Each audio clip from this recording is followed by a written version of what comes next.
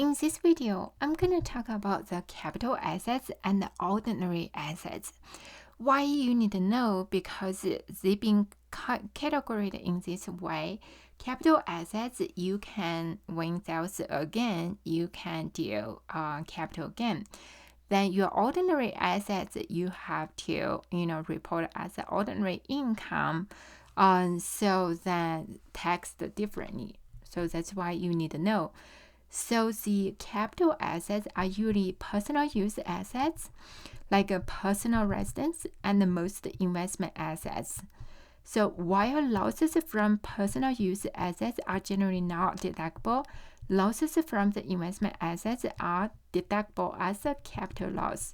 Section 1221 define capital assets by exclusion.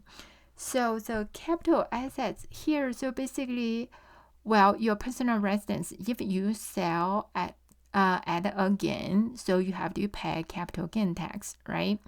So other investment, so investment like you buy stocks, bonds, ETF, mutual funds, all those things are investment assets.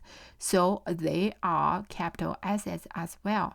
So then have any other collectibles, like if you collect baseball cards, arts, all those things we're gonna talk about later.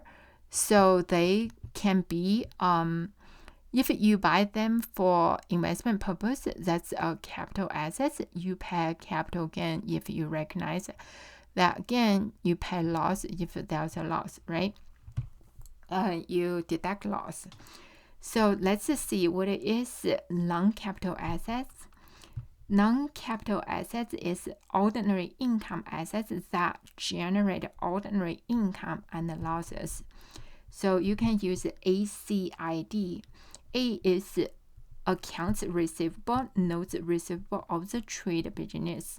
So those are not capital assets. That's kind of obvious. Then copyrights, creative works held by the creators. So you would think, creative work, how about the arts? So basically, if the arts, like let's just say a painting, right? If painting is painted by the creator who, the painter, the artist made the painting, this is the artist ordinary income assets. If the artist sells the painting, then have the income. So these are ordinary income. So it's not capital gain. So that's something here.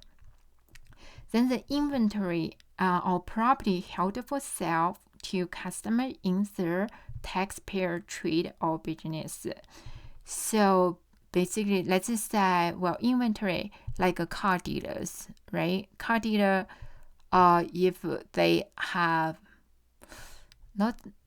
let's not do car dealer. Let's just say, car manufacturer. Car manufacturer, they usually have all those cars they create. They made, then they hold inventory, then send it to car dealer. So all the income recognized from their inventory, so is ordinary income. So that's not capital gain. So then this is very interesting. It's a depreciable personal and real property used by the business. So we talk about this in the section 1231 property. So because they're subject to special, special depreciation, then depreciation capture, special 1231 capital gains. It's very interesting that categorize this as ordinary income assets. So anyway, so they are ordinary income assets because they used to generate income. Then the capital assets versus ordinary income assets. Here's a little example. Say Jacob has acquired following assets: a rental property that is held exclusively to be rented by others. So that obviously is ordinary assets. Then a sculpture bought from an artist. So if you are not you bought the sculpture is for, hold it. You are not the artist, so this is capital assets. Account receivable from the business.